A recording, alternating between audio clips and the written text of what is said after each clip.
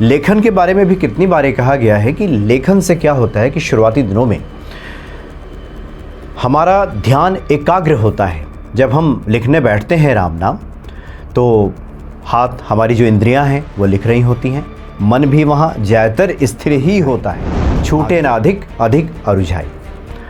श्रुति पुराण जो है हमारे बहुत से उपाय बताते हैं और उसका नतीजा ये होता है कि व्यक्ति सुलझने की बजाय और उलझ जाता है। गए थे सुलझने के लिए और उलझ के आ जाते हैं कि काम ही नारी प्यारी जिमी, लोभ ही प्रिय जिमी दाम। जिस प्रकार से कामी मनुष्य को, जो कामना से युक्त है, कामी मनुष्य, व्यभिचारी मनुष्य को जिस प्रकार से स्त्री भाती है, वो प्यारी लगती है, लोभी व्यक्ति को दाम जिस तरह से प्यारा लगता है, उतना ही प्यारे अगर राम लगने लगें। एक पंडित ने बोला कि ये बहुत अशुभ है लिखना, रेड कलर में तो मौत की सूचना आती है, पहले आया करती थी, रेड पेन में लिखना तो बहुत बहुत गलत है। ये भी बोला कि लिखना तो होता ही नहीं किसी भी कलर में, यानी राम नाम तो लिखा ही नहीं जाता है, ये वैदिक नहीं है। जय सिया राम। सब सुख लहे तुम्हारी सरना, तुम रक्षक काहू को डरना। श्री हनुमान जी जब अपने भक्तों पर कृपा करते हैं तो भक्तों के भीतर विवेक जागृत होता है, यानी उसे क्या करना चाहिए, क्या नहीं करना चाहिए, क्या उसके लिए उचित है, क्या अनुचित है, यह समझ पैदा हो जाती है। कई बार संतों से जब बातचीत होती है तो ये बात निकल कर सामने आती है कि हनुमान जी भौतिक चीज़ों में तो सफलता बाद में देते हैं, व्यक्ति के भीतर पहले विवेक ही जागृत करते हैं। वैसे तो आप वृंदावन जाएंगे, वहाँ पे हनुमान गढ़ी है, वहाँ के संत का तो कहना है कि हनुमान जी के जो साधक हैं उनके इर्द गिर्द जो अष्ट सिद्धियाँ और 9 निधियाँ नृत्य करती हैं, यानी उसके चारों तरफ घूमती हैं हनुमान जी के साधक के, और सबसे बड़ी बात की जो हनुमान जी का कृपा पात्र है। तो ये जो भौतिक जो प्राप्ति है ये तो बाद में होती है, मेटलिस्टिक चीज़ों की जो प्राप्ति है वो बाद में होती है, लेकिन व्यक्ति के अंदर सुमति जिसको कहते हैं कि विवेक जागृत हो जाता है, वो समझ जाता है कि क्या करना चाहिए, क्या नहीं करना चाहिए। कई बार होता है कि हम ईश्वर की जब आराधना करते हैं, बहुत सी बातें जब सुन लेते हैं, पढ़ लेते हैं, और प्रतिदिन हम किसी न किसी से जब सलाह लेने लगते हैं कि हमें क्या करना चाहिए, कौन सा पाठ करें, किस प्रकार से पूजा करें, तो व्यक्ति बहुधा उलझ ही जाता है। गोस्वामी तुलसीदास जी जब श्री रामचरितमानस के उत्तरकांड में आखिर में जब पहुंचते हैं तो कहते हैं कि श्रुति पुराण बहु कहेउ उपाई, छूट न अधिक अधिक अरुझाई। छूटे न अधिक अधिक अरुझाई। श्रुति पुराण जो है हमारे बहुत से उपाय बताते हैं और उसका नतीजा ये होता है कि व्यक्ति सुलझने की बजाय और उलझ जाता है। गए थे सुलझने के लिए और उलझ के आ जाते हैं उधर से। ये गोस्वामी तुलसीदास जी श्री रामचरितमानस के उत्तरकांड में कहते हैं कि ये स्थिति है कि व्यक्ति उलझ जाता है। क्यों उलझ जाता है? क्योंकि उसे ईश्वर के प्रति प्रेम नहीं रहता। वो तरह तरह के उपाय करता है, पूजा पाठ करता है, सांसारिक कामनाओं को लेकर के वो ईश्वर के पास पहुंचता है, और जहाँ से जो बातें मिलती हैं, चूँकि हमारे शास्त्रों में, वेदों में, पुराणों में बहुत सी बातें कही गई हैं, उसका वो वास्तविक अर्थ नहीं करता और अर्थ का फिर अनर्थ कर बैठता है। अब कोई ऐसा व्यक्ति हो जो सांसारिक कामनाओं के सिद्धि के लिए एक महात्मा जी से मिले और महात्मा जी कहें कि हम ब्रह्मास्मि, मैं ही ब्रह्म हूँ, और जो सोई जानहु जे देई जनाई, या जानत तुम्हें तुम्हें हो जाई, यानी कि ईश्वर में या ईश्वर के भक्तों में कोई भेद नहीं है, मैं स्वयं ब्रह्म हूँ, ये भी हमारे वेदों का कथन है। दूसरी जगह किसी महात्मा के पास जाए और वहाँ पे उसे सुनने को मिले कि मोसन दीन पतित कोई नहीं है और आप जैसा प्रभु राम कोई उद्धारक नहीं है। तीसरी जगह जाए और फिर वो सुन ले कि कर्तव्य पथ पे आगे बढ़ते रहें, ईमानदारी से कार्य करें, कर्म ही प्रधान है, उसी से सब कुछ मिलेगा।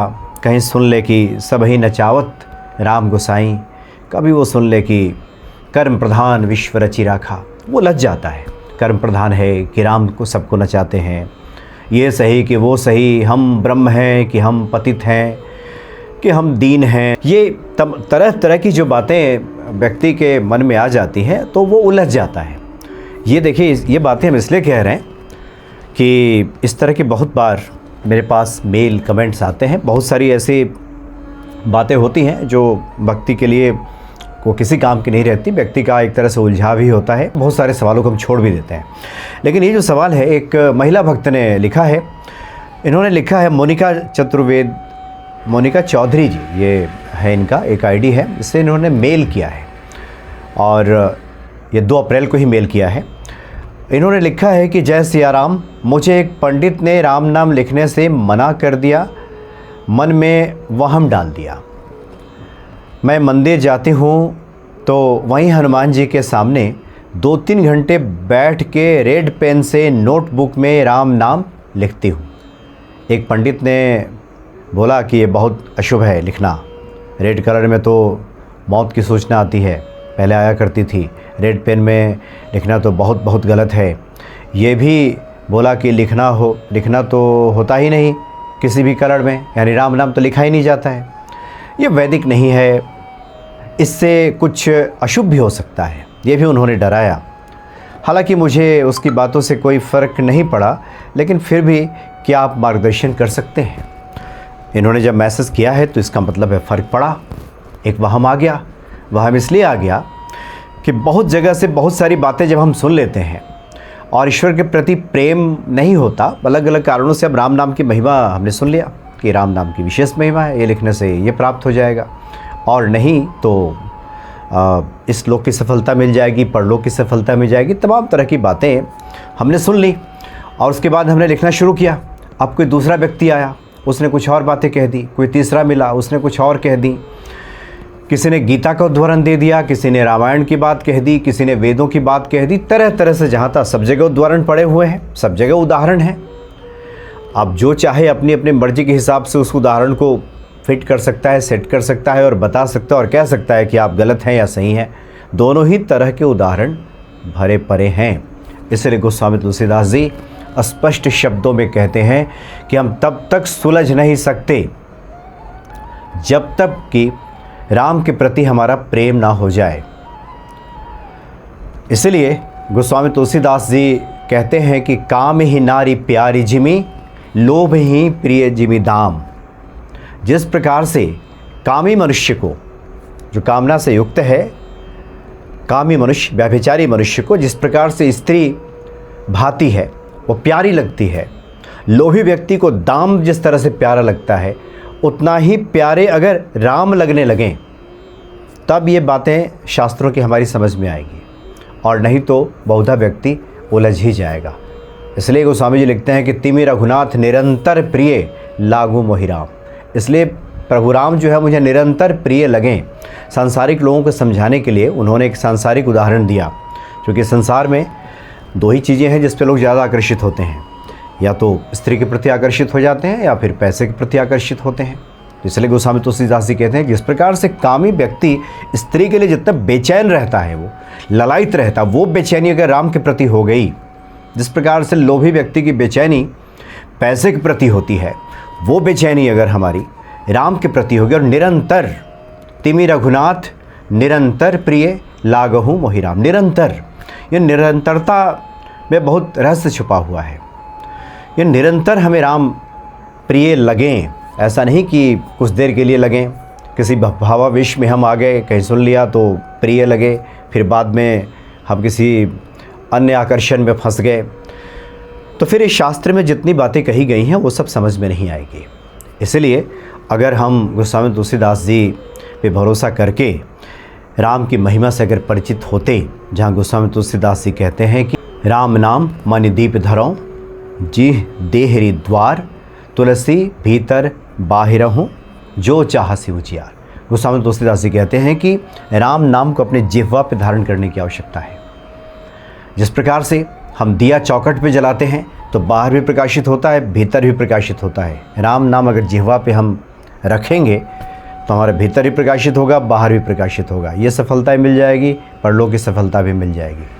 अब रही बात लेखन की, लेखन के बारे में भी कितनी बार कहा गया है कि लेखन से क्या होता है कि शुरुआती दिनों में हमारा ध्यान एकाग्र होता है।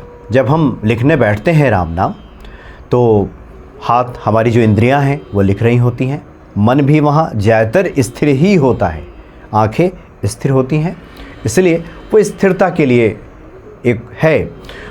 तो ज़्यादातर मामलों में हम जो इधर उधर से सलाह ले लेते हैं, कई बार तो कुछ मंदिरों में जाना होता है। अब लोग समझते हैं कि जो टीका लगा के बैठा है, चंदन टीका जिसने लगाया है, एक स्थान है मंदिर में जहाँ बैठ गए हैं, वो सब जानकार लोग ही बैठे हैं, तो फिर वहाँ व्यक्ति भरोसा कर लेता है। चूँकि अपनी कुछ समझ जब नहीं होगी तो व्यक्ति भरोसा कर लेगा और कई बार उस उलझने की बजाय उलझ जाता है। जबकि होना ये चाहिए कि योग्य ब्राह्मण से, योग्य पंडित से, योग्य व्यक्ति से कोई भी जानकारी लेनी चाहिए। ऐसा नहीं कि बाहरी वेश देख लिया और बाहरी वेश देख करके जो बताया सब हमने अक्षरशः उसको सुन लिया, समझ लिया और उसका पालन करना शुरू कर दिया। एक दूसरी बात ये होती है कि ज़्यादातर लोगों का ध्यान अभी भी उपायों पे ही रहता है। अगर 10 मिनट तक किसी सब्जेक्ट पे अगर बात की गई है और जिसमें किसी उपाय विशेष की भी बात की गई है, मान लीजिए कि वो 3 मिनट पे, 4 मिनट पे उस उपाय की चर्चा की गई है, तो ज़्यादातर लोग लिखते हैं कि काम की बात तो यही थी, वो 3-4 मिनट जो उपाय की बात की गई है, बाकी तो आप बस टू द पॉइंट वो काम की बात बस बता दीजिए, कौन सा उपाय है जो करना है। तो इतना मान लीजिए कि बिना भक्ति के, बिना प्रेम के कोई उपाय काम नहीं करने वाला, ये बिल्कुल काम नहीं करेगा। जितने ज्योतिषीय उपाय बताए जाते हैं, ये ज्योतिषी भी इस बात को समझते हैं कि जब तक हमारा जुड़ाव ईश्वर के प्रति नहीं होगा तब तक ये उपाय बिल्कुल काम नहीं करता। इसलिए हम उपायों पे ज़्यादा जोर नहीं देते। उपायों का बस इतना ही महत्व है कि भक्ति बढ़ाने के लिए, किसी व्यक्ति को भक्ति में प्रवृत्त करने के लिए, उसको लगाने के लिए, एक क्रिया में उतारने के लिए, चूँकि उस व्यक्ति ने अब तक तो क्रिया ही की है, कोई ना कोई क्रिया में ही उतरा है, वो एक्शन में ही रहा है, तो जब तक वो उपायों में उतरेगा नहीं तब तक वो धीरे धीरे उसका एक अभ्यास बनेगा नहीं। उपायों की बस इतनी ही महत्ता है। भक्ति अगर जुड़ जाएगी तो गीता में जो भगवान कृष्ण ने कहा है कि पत्रम पुष्पम फलम तोयम यो में भक्त्या परीक्षति, पत्र पुष्प फल जो भी भक्त मुझे अर्पित कर देता है, कौन?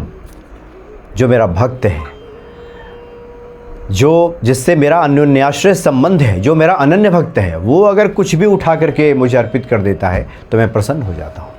इसलिए पीपल के पत्ते से, पान के पत्ते से, नीम के पत्ते से, तरह तरह के उपायों से, आग के पत्ते से हनुमान जी प्रसन्न हो जाते हैं। नहीं तो मीठा पान का बीड़ा हम हनुमान जी को अर्पित करें और इसमें प्रेम रस ना मिला हो तो फिर हनुमान जी का प्रिय भोग जरूर कहा जाता है पान के बीड़े को, लेकिन भाव शून्य, प्रेम शून्य वो पान का बीड़ा कुछ नहीं करने वाला है। इसलिए मूल यही है कि ईश्वर के प्रति हमारी भक्ति रहे। जो भी हम उपाय करते हों, जो कुछ भी हम कार्य करते हों, मंदिर जाते हों, टोटके करते हों, कर्म कांड करते हों, उस सब का एक ही मूल उद्देश्य हो कि वही कि जिस प्रकार से राम प्रिय उसी भांति लगें जिस प्रकार से एक कामी व्यक्ति को एक स्त्री प्रिय लगती है। मतलब ये तड़प, ये बेचैनी हो तब जा कर के बात बनती है। सब कर फल हरि भगति सुहाई, सो बिनु संत न कहूँ पाई। सभी कार्यों का फल यही है कि राम के प्रति, श्री हनुमान जी के प्रति हमारी भक्ति बढ़ जाए, और ये तभी संभव है जब कोई संत मिल जाए। संत का यहाँ पे तात्पर्य है जो कि अच्छा एक मार्गदर्शक मिल जाए, गुरु मिल जाए, सही रास्ता दिखाने वाला मिल जाए।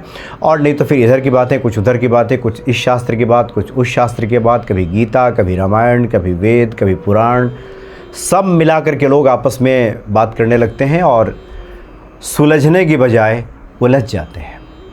इसलिए आप जिन्होंने प्रश्न किया है कि आपने जो लिखा है कि राम नाम लिखने से पंडित जी ने मना कर दिया, तो ये समझिए कि ये तो बस वो स्थान पर बैठे मात्र हैं, बाकी वो नहीं जानते राम नाम की महिमा को, राम नाम के लेखन की महिमा को, इसलिए इस तरह की बात करें। कई बार तो हम मंदिरों में जाते हैं, हालांकि हमारा विषय अलग है कि हनुमान जी के प्रति जो हमारे सनातन संस्कृति है इसके प्रति लोगों का श्रद्धा भाव जगे, ये भक्ति बढ़े। अब वहाँ की कुछ ऐसी बातों को हम उठाने लगें। कई बार होता है जाने के बाद कि आप किसी वहाँ बैठे हुए पुजारी जी से कहिए कि हनुमान जी के बारे में कुछ बात करें, तो कुछ पता ही नहीं होता, कुछ जानकारी नहीं होती, बैठ करके मोबाइल देख रहे होते हैं, ऐसे वैसे दृश्यों में समय जाया कर देते हैं। लेकिन उस विषय पे अगर बात करने लग जाएं तो फिर ये हनुमान भक्ति का उद्देश्य बदल जाएगा, ये न्यूज़ चैनल बन जाएगा कि जहाँ की गलतियाँ उठाना और गलतियों के बारे में बताना। इसलिए जो लोग किसी प्रकार के वहम के शिकार हो जाते हैं, भ्रम में आ जाते हैं, वो बिल्कुल भ्रमित ना हो। हनुमान भक्ति पे बहुत सारे ऐसे वीडियोज़ हैं जिस पे संतों से बातचीत की गई है और हम उन्हीं संतों के, उन्हीं पंडित पुजारियों के बातों को हनुमान भक्ति के माध्यम से आपके सामने रखते हैं, जिनके विचारों में सुलझाव है, जो सुलझी हुई बातें हैं, जो शास्त्रोक्त बातें हैं। उन बातों को सुनने के बाद लोग उलझे नहीं, उस तरह की बातें हमारी कोशिश होती है कि आप तक रखी जाएं। और बहुधा कई बार इस तरह की बातें जब कुछ जो पंडित पुजारी हैं जब इस तरह की बातें करते हैं तो बहुत सारे ऐसे वीडियोज़ हैं जिसको हमने डाला ही नहीं और उनसे हमने करबद्ध प्रार्थना कर ली कि देखिए आपसे हनुमान जी को लेकर बातचीत तो हुई है, लेकिन जो आपने बातें की हैं वो आपस में काफ़ी परस्पर विरोधी हैं। आपको जो याद आ गया है सब आप बोलते चले गए हैं और इससे व्यक्ति और उलझ जाएगा सुनने के बाद। इसलिए वैसे वीडियोज़ को हम आप लोगों के सामने लाते ही नहीं हैं। इसलिए किसी प्रकार के भ्रम में पड़ने की आवश्यकता नहीं है। आप राम नाम का लेखन करते रहें, राम नाम का जप करते रहें और इससे हनुमान जी की प्रसन्नता निश्चित ही हमें प्राप्त हो जाएगी। जय सिया राम।